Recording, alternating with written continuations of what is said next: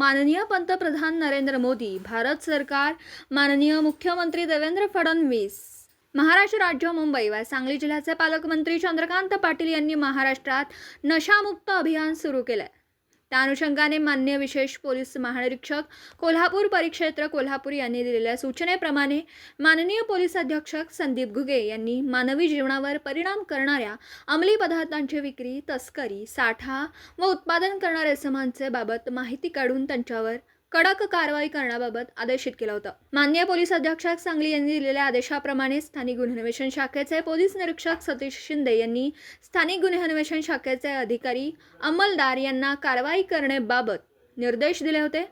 त्याप्रमाणे सहाय्यक पोलीस निरीक्षक पंकज पवार व त्यांचे अधीनस्थ वरील पोलीस अंमलदार यांच्या पथकाने अंमली पदार्थ विक्री, तस्करी, साठा व उत्पादन करणाऱ्या इसमांच्या बाबत गोपनीय माहिती काढून त्यांच्यावर कारवाई करण्यावर लक्ष केंद्रित केलं. त्याप्रमाणे स्थानिक गुन्हे अन्वेषण शाखेचे पोलीस हवालदार सागर टिंगरे यांना त्यांच्या गोपनीय बातमीदाराने माहिती दिली की विटा हद्दीतील कारवे MIDC रामकृष्ण हरी माऊली इंडस्ट्रीज या ठिकाणी इसम बलराज कातारी हा 4 चाकी वाहनातून मेफॅड्रॉन MD नावाचा अंमली पदार्थ विक्रीकरिता घेऊन जाणार आहे.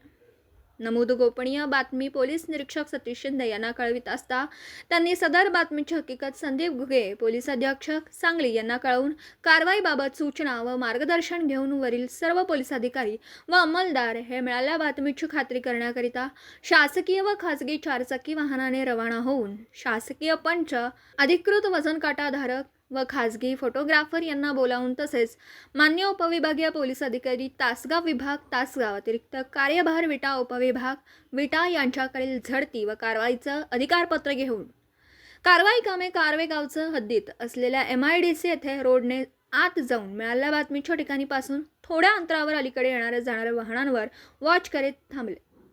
रामकृष्ण हरिमाऊली इंडस्ट्रीज समोरील पत्राच्या गेटमधून एक संशयित पांढऱ्या रंगाची हुंडाई I-20 तिचा RTO क्रमांक MH43 AN 1811 4 चाकी वाहन बाहेर येत असताना दिसलं. पोलीस स्टाफने त्या वाहनास 6:45 वाजता सुमारास थांबवून त्या वाहनातील चालकास वाहन बंद करण्यास सांगितलं. त्यानंतर सहाय्यक पोलीस निरीक्षक पंकज पवार यांनी उपस्थित सर्वांच्या समक्ष वाहनातील इसमास नावगाव विचारलं असता त्यातील चालकाचं नाव 1 ABC व शेजारी बसलेल्या इसमाने त्याचं नाव 2 बलराज अमर कातारी वय वर्ष 24 राहणार साळशिंगे रोड ITI कॉलेजजवळ विटास असल्याचं सांगितलं. त्यावेळी क्रमांक 1 याने सदरचे वाहन त्याच्या वडिलांच्या नावावरती असून तो क्रमांक 2 याचे भाडे घेऊन आल्याने त्याने सांगितलं, परंतु क्रमांक 2 याच्याकडे विचारणा केली असता त्याने काही एक समाधानकारक माहिती न देता उडवाउडवीची उत्तरं दिली आहेत. नमूदित इसमांना वाहनातून उतरून प्राप्त बातमीची माहिती देऊन क्रमांक 2 यास विश्वासात घेऊन विचारणा केली असता बलराज कातारी याने सांगितलं की रामकृष्ण हरी माऊली इंडस्ट्रीज येथे तयार केलेला मेफॅड्रॉन MD नावाचा अंमली पदार्थ प्लास्टिक पिशवीमध्ये भरून तो ट्रॅव्हलिंग बॅगमध्ये ठेवून मुंबई येथे विक्रीकरिता घेऊन चालला होता. सदरचं वाहन भाड्याने घेतलेलं असून याबाबत त्याच्यासोबत असलेला वाहन चालक ABC यास काही माहिती दिलेली नाही. तसेच सदरचे MD ड्रग हे गाडीच्या डिक्कीमध्ये बॅगामध्ये ठेवलं असून त्याचा मित्र रहुदीप धांजी बोरीचा व सुलेमान जोहेर शेख यांनी रामकृष्ण हरी माऊली इंडस्ट्रीज येथे तयार केला. त्याचवेळी रामकृष्ण हरी माऊली इंडस्ट्रीज या शेडमध्ये संशयित हालचाल दिसून आल्याने सहाय्यक पोलीस निरीक्षक पंकज पवार यांनी तात्काळ सोबत असलेल्या पोलीस अंमलदारांना सदर ठिकाणी पाठवून तेथील संशयित रहुदीप धांजी बोरीचा व सुलेमान जोहर शेख यांना ताब्यात घेतलंय.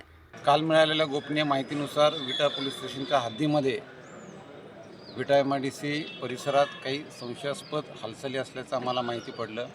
त्यानुसार स्थानिक गुन्हे शाखेच्या पथकानं त्या ठिकाणी सापळा रचला आणि त्या सापळ्यामध्ये आम्हाला एक हुंदाई व्हाईट कलरची गाडी त्या कारखान्यातून बाहेर पडताना दिसली.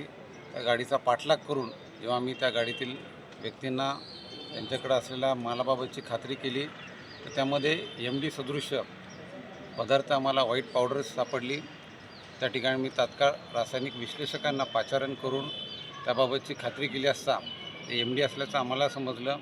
त्यानुसार आम्ही पुढील पंचनामा केला आणि हे MD ज्या ठिकाणी तयार करण्यात येत आहे त्या बंद पडलेल्या युनिटवरही आम्ही छापा टाकला आणि त्या ठिकाणी MD पदार्थ बनवण्याकरता जे रॉ मटेरियल आहे रॉ मटेरियल मोठ्या प्रमाणात त्या ठिकाणी आढळून आलं.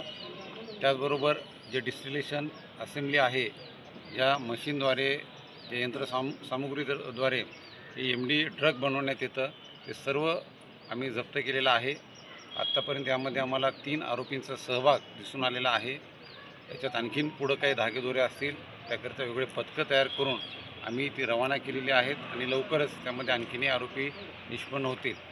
या झालेल्या कारवाईमध्ये एकूण 14.5 किलो तयार MD ड्रग्ज, त्याचबरोबर त्याला लागणारं जे रॉ मटेरियल आहे आणि बाकीची यंत्रसामुग्री आहे, ही सर्व जप्त करण्यात आली, ज्याची किंमत साधारणतः 29.5 कोटीपर्यंत आहे. तर मला विश्वास आहे की याच्यामध्ये आणखीनही बरेच धागेदोऱ्या पोलिसांना मिळतील आणि याची पूर्ण पाळेमुळे आम्ही खणून काढण्यामध्ये यशस्वी राहू. या ठिकाणी जे माझ्या पथकाने कामगिरी केली आहे त्या सर्व अधिकाऱ्यांचं आणि अंमलदारांचं मी या ठिकाणी कौतुक करतो, अभिनंदन करतो आणि याच पद्धतीने आम्ही पुढं काम हे चालू ठेवणार आहोत आणि याच्या शेवटपर्यंत आम्ही जाणार आहोत.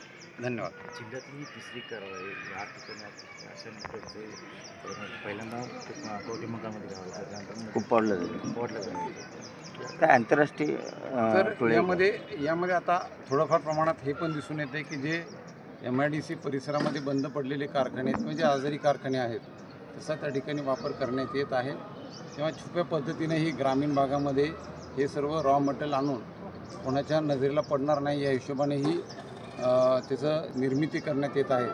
तर आम्ही सर्व ग्रामीण भागातील पोलीस पाटील असतील, आमचे गुप्त बातमीदार असतील, आमचे सर्व पोलीस स्टेशनचा स्टाफ असेल, यांनाही सूचना दिलेल्या आहेत. असं कुठेही संशयास्पद हालचाली दिसत आहेत, काही व्यक्ती आपल्याकडे दिसून येत आहेत, तर तात्काळ माहिती घ्यावी आणि त्याच्यामध्ये जर काय असेल तर आम्ही कारवाई करत आहोत. किती दिवसापासून सुरू असावा असा अंदाज आहे? हे आता जी तपासामध्ये माहिती पुढे येत आहे, हे नुकतंच त्या ठिकाणी ते युनिट बंद पडलेलं भाडे तत्त्वावर घेण्यात आलेलं होतं. तर त्या साधारणतः 1 महिन्यापासून ते त्या ठिकाणी भाड्याने घेण्यात आलं होतं. पूर्ण त्यांना सेटअप त्या ठिकाणी लावण्यामध्ये किती वेळ गेलेला आहे, किती त्या ठिकाणी मॅन्युफॅक्चरिंग झालेलं आहे, हे सर्व तपासामध्ये निष्पन्न होईल. दिवसभरातील घडामोडींचा आढावा घेण्यासाठी पाहत रहा N24 मराठी न्यूज.